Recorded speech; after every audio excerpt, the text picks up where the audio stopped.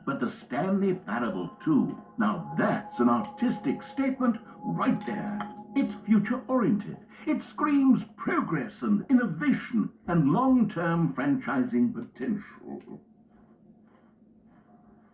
Now, to be clear, I haven't quite nailed down what exactly the Stanley Parable 2 is going to be, but let's take a look at some of the features I've been developing for it.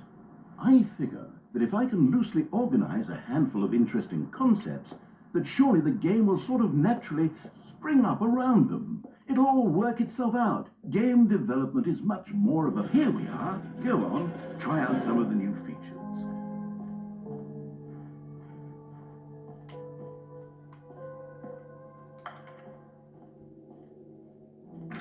For the Stanley Parable 2, I asked myself, what do players really want?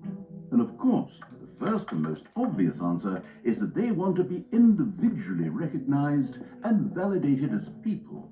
So with that in mind, my first addition to the game is this button which speaks the name of the person playing the game.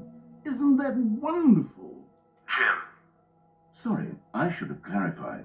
Right now, the button only says the name Jim. But of course, in the final game, this button will say your name, whatever name that is. Here, let's have you role-play as Jim to really simulate the full experience of this feature. Just play along. I promise you'll love it. Okay, here we go. Let's take a deep breath, clear your mind, forget whoever you are, and simply become a person named Jim. I want you to imagine yourself living as Jim. Jim. Whoa, hold on. I wasn't finished setting up the backstory. If you don't properly roleplay as Jim, then you'll never understand the impact of this button. Otherwise, it's just a stupid button that says somebody else's name. Okay, we're doing it again, and this time let me finish first. Now, allow yourself to become Jim. Imagine yourself... All right, fine, whatever. It's just a meaningless button that says Jim. Are you happy now? Get out of here. I'm done with this button. Why don't you go humiliate me in front of a different feature that I worked very hard on? Jim. See, if you'd only played along, that would have been your name, the button says. But no. Instead, I can't even think about it. I'm taking the Jim button away. Jim.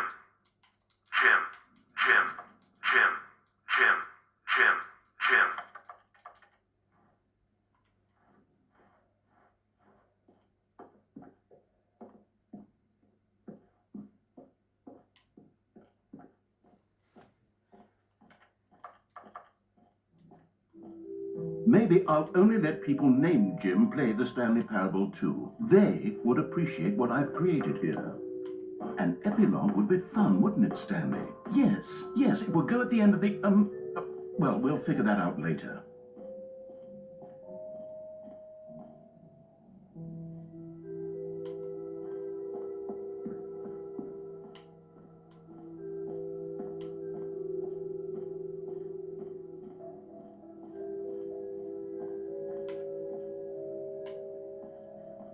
Now, here's something special. You remember that broken test achievement that got left in the game on accident? Well, I'm developing a technology to simply give you the achievement. Yes. You see, you'll come... Okay, perhaps I should have clarified. This is technology that will exist. Right now, the achievement is still fully broken. I'm not a wizard, Stanley, but I guarantee it will be fixed in the sequel, to at last satisfy the hordes of ravenous fans all over the world who have been uproariously demanding this feature. Gamers, we hear you, and I promise it will happen.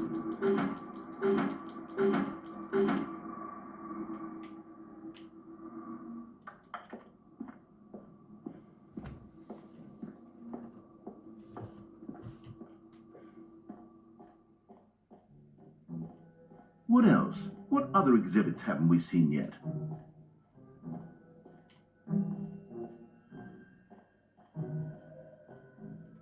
Okay, I'll be honest, I haven't yet decided on this one. I think that in the new version, the office could use a bit of decoration, like balloons.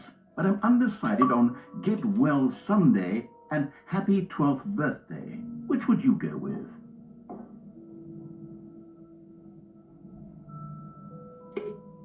You know, sometimes when you solicit another person's opinion, it makes you realize that that you knew which one you actually really wanted all along. Get well someday it is.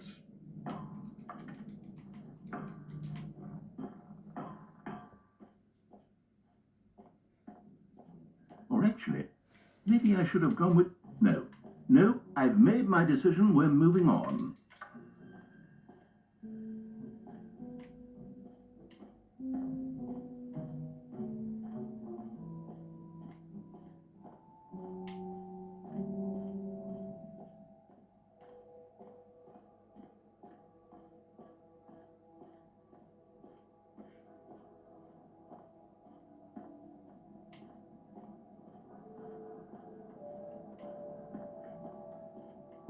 Stanley, here's an idea that I'm truly fond of. It's never been done before in a video game.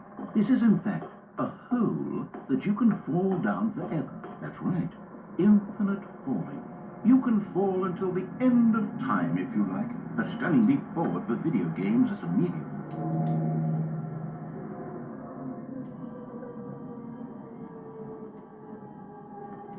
You see, isn't it wonderful? One of my more ingenious concoctions, if I do say so. Now then, since you've gotten to see the infinite hole, you can press the teleport button to pop back up to the top, and we can continue onward.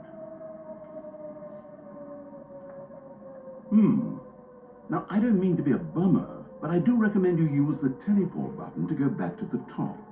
Maybe do it on the sooner rather than later spectrum of things.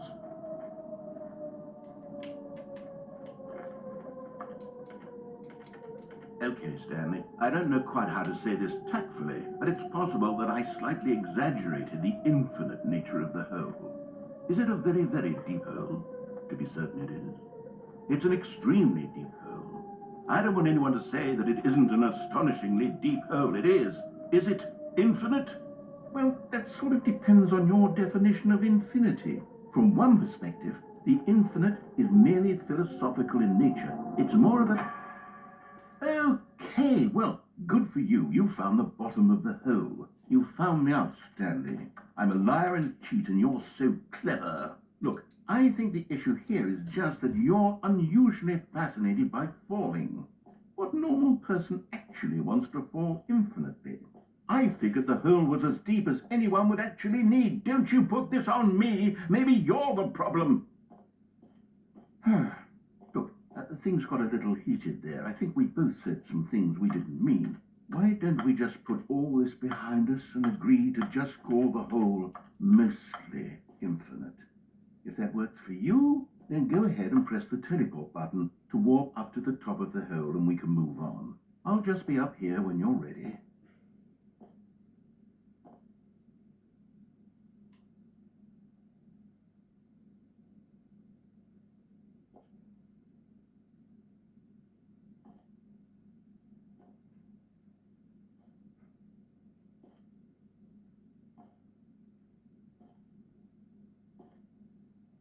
Great. Now, I'm very excited to show you even more of my ideas for the sequel.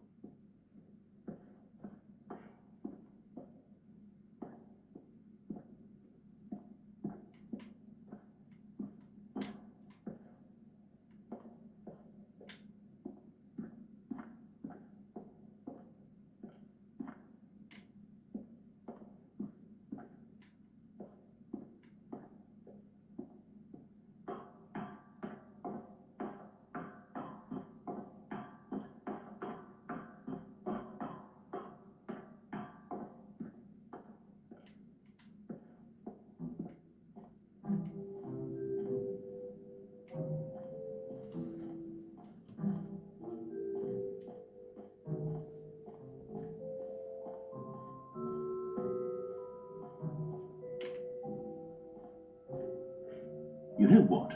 Let's bring the jump circle back for Stanley Parable 2 as well. It's... Oh, wait. You already spent all your jumps the first time we saw the jump circle? Oh, well.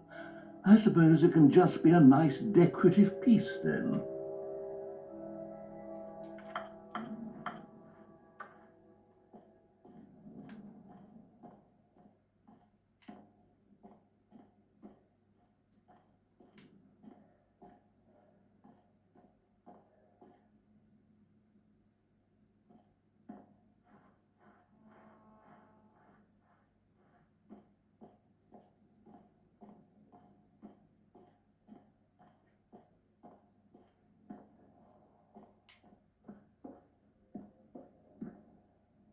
common complaint of the Stanley Parable was that it was confusing and paradoxical, that it engendered a chaotic sense of reckless despair in those who played it. Well, I'm happy to say that after much consideration, I've engineered a clever solution to this fundamental problem with the game. It's the Stanley Parable Reassurance Bucket. You see, Stanley, anytime you're holding the bucket, a sense of calm and ease will fill your mind and your heart. It's true. As long as you hold on to the bucket, the many disorienting contradictions of the Stanley Parable will feel perfectly normal and perhaps even comforting. You may even come to long for the gentle embrace of jarring cognitive dissonance while the bucket is in your arms. And to be honest, it's a much more convenient solution for me than actually redesigning the game to be less uncomfortable. Can you imagine what a pain in the ass that would be? Yes, the bucket is the perfect solution. Come on, give it a try.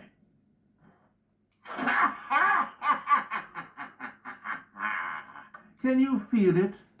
The glow of comfort, even in the face of crushing despair, must already be sweeping through your body. And in fact, can I say that I do believe the bucket lends you an air of charisma as well? I think that just holding it has made you the slightest bit more attractive as a person. The benefits of the bucket seem to go on and on, don't they? All this and more await you in the Stanley Parable 2.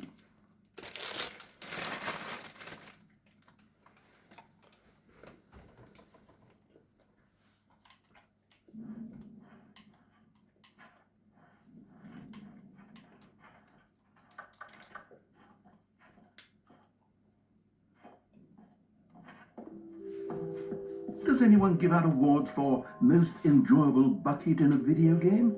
That really should be an award if it isn't already.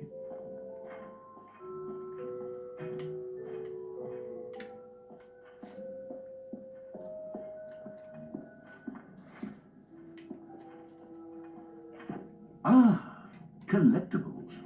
Now it's a real video game. In the Stanley Parable 2, you'll run around gathering up these miniature Stanley figurines. And what's truly innovative is that there will be no reward for collecting all of them.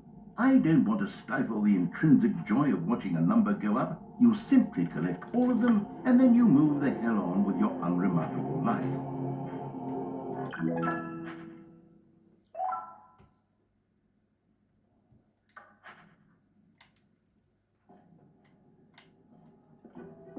God, it really is the worst when you collect everything in a video game and then they give you a big fancy reward for it. Absolutely tragic.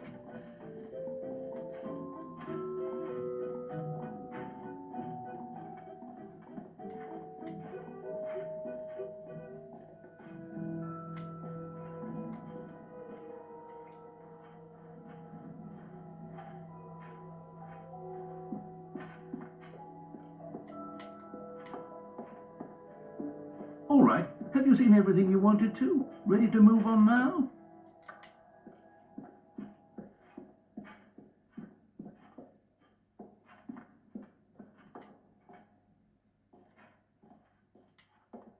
So, Stanley, what do you think? Do you like all of the new features? Yes, I know it's not exactly clear yet how exactly these features will come together as one single coherent video game, but I can feel it in my soul. It's going to work. There's definitely a good game in there somewhere. Say, let's do an experiment. I'll arrange these new features together and we'll see whether or not it coheres into a meaningful gameplay experience. Okay, are you ready? Here it is. I give you the Stanley Parable 2.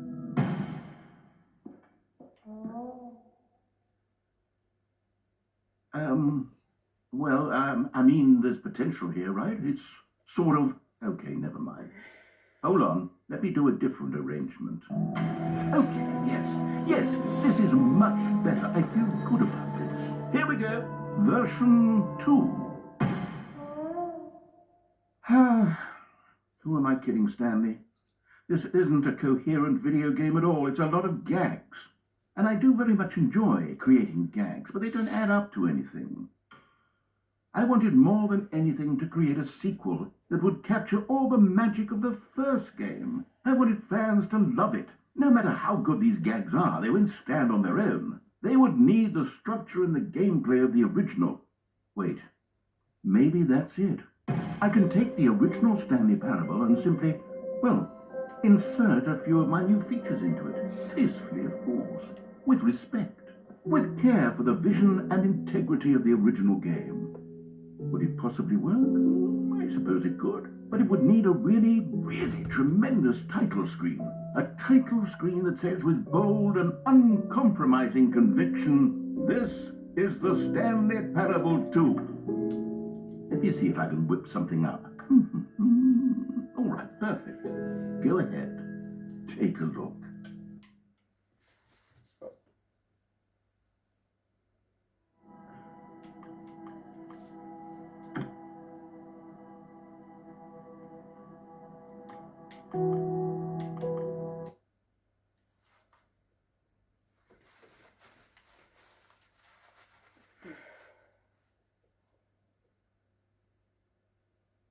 This is the story of a man named Stanley. Stanley worked for a company in a big building where he was employee number 427. Employee number 427's job was simple. He sat at his desk in room 427 and he pushed buttons on a keyboard. Orders came to him through a monitor on his desk, telling him what buttons to push, how long.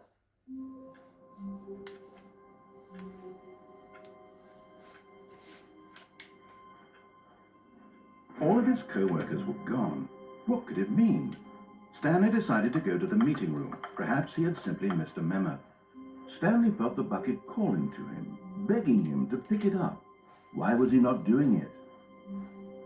When Stanley came to a set of 2 open doors, he entered the door on his left.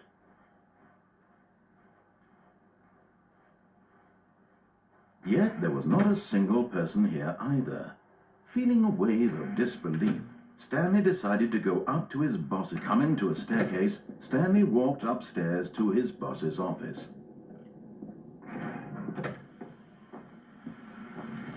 Here's the door, just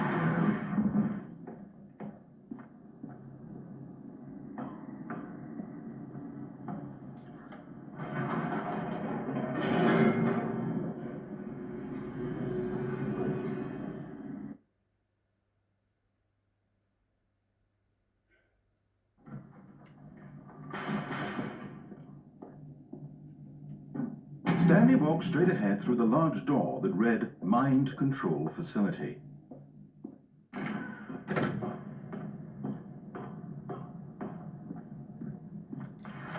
The lights rose on an enormous room packed with television screens. What horrible secret did this place hold? Stanley thought to himself. Did he have the strength to find out?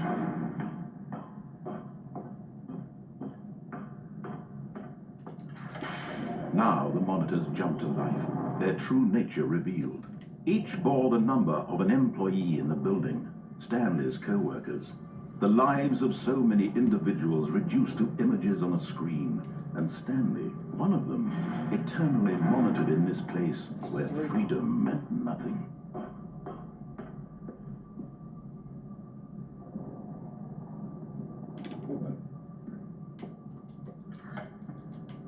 This mind control facility, it was too horrible to believe. It couldn't be true. Had Stanley really been under someone's control all this time? Was this the only reason he was happy with his boring job? That his emotions had been manipulated to accept it blindly? No. He refused to believe it. He couldn't accept it. His own life in someone else's control? Never! It was unthinkable, wasn't it? Was it even possible? Had he truly spent his entire life utterly blind to the world?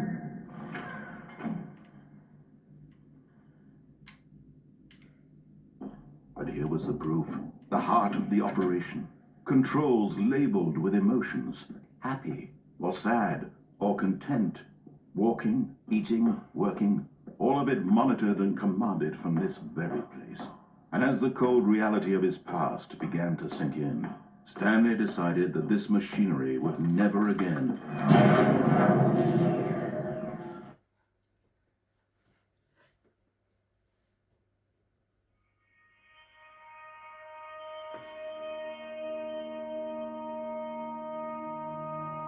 blackness and a rising chill of uncertainty. Was it over? Yes. He had won. He had defeated the machine, unshackled himself from someone else's command. Freedom was mere moments away. And yet, even as the immense door slowly opened, Stanley reflected on how many puzzles still lay unsolved. Where had his co-workers gone? How had he been freed from the machine's grasp? What other mysteries did this strange building hold? But as sunlight streamed into the chamber, he realized none of this mattered to him, for it was not knowledge or even power that he had been seeking, but happiness. Perhaps his goal had not been to understand, but to let go. No longer would anyone tell him where to go, what to do, or how to feel. Whatever life he lives, it will be his. And that was all he needed to know.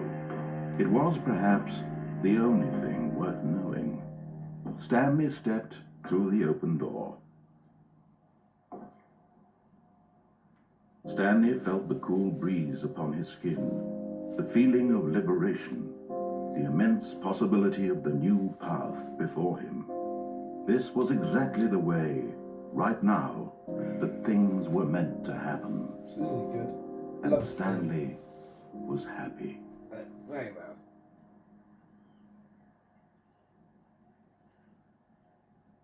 Was that the game?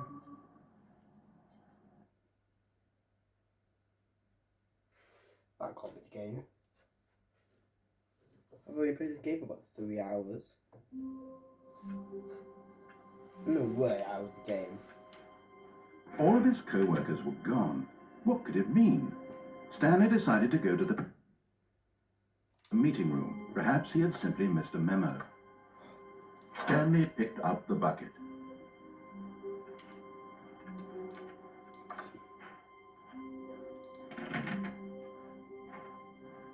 Stanley clutched the bucket tightly to his chest and entered the door on his left.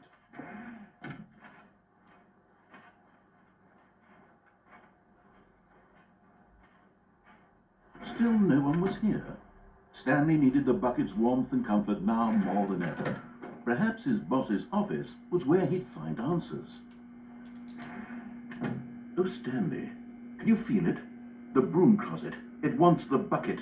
You can feel that, can't you? The aura of jealousy. It's as clear as day. This broom closet believes it deserves the bucket. I can really feel it now. It's a bucket. It belongs in a broom closet. That's what the broom closet is trying to say here. It's supposed to go with the other cleaning supplies. Good for you, Stanley. Don't give in. Don't hand over the bucket. I know how hard it must be, given the pressure that the broom closet is putting on your shoulders right now, but you have to be strong. This is your bucket. This is your companion and lifelong friend. You can't hand it over. Oh, no. We're getting into name-calling now, it seems. Is this how low the broom closet has sunk, that it has to resort to this stream of petty insults simply in order to get you to hand over the bucket? Stanley, I never liked this broom closet for a variety of reasons, but even this is worse than I had imagined. And wait, now the broom closet has the gall to imply that you and the bucket are not truly deep and lasting friends? That your relationship is purely superficial and convenient? That your life is so banal and meaningless that you'd feel the same sort of kinship towards any inanimate object which happened to lay in your path in an even partially enticing manner? Well, I never. Go on, Stanley. Lay into it. Really tell the broom closet off for its demeaning comments. Expand on the wide variety of experiences you and the bucket have shared together. Go through each of them point by point. Share your journal entries detailing the rich emotional landscape of your feelings for the bucket as they have changed and evolved over the years. Let him have it.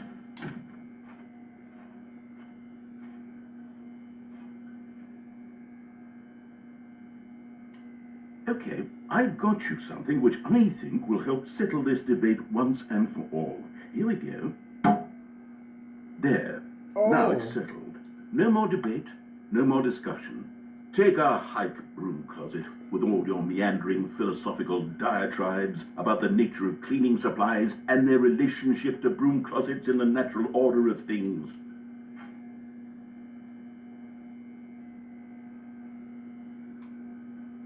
Alright, I've got a second sticker back here, and I'm going to slap it on as well because I think it's appropriate. You see, I feel that it works because the sticker is also a bucket.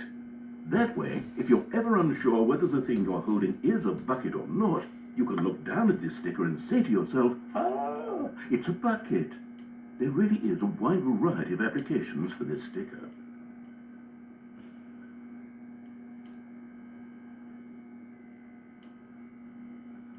You know what?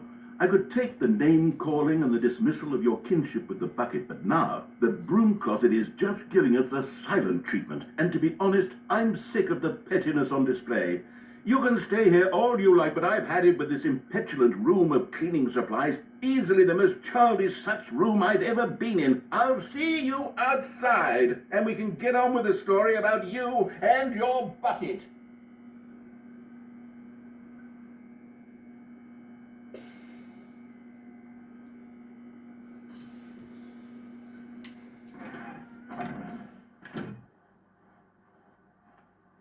Coming to a staircase, Stanley and the bucket walked upstairs to the boss's office.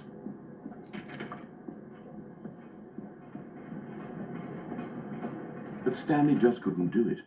He considered the possibility of facing his boss, admitting he had left his post during work hours. He might be fined for that. And in such a competitive economy, why had he taken that risk? All because he believed everyone had vanished? His boss would think he was crazy. And then,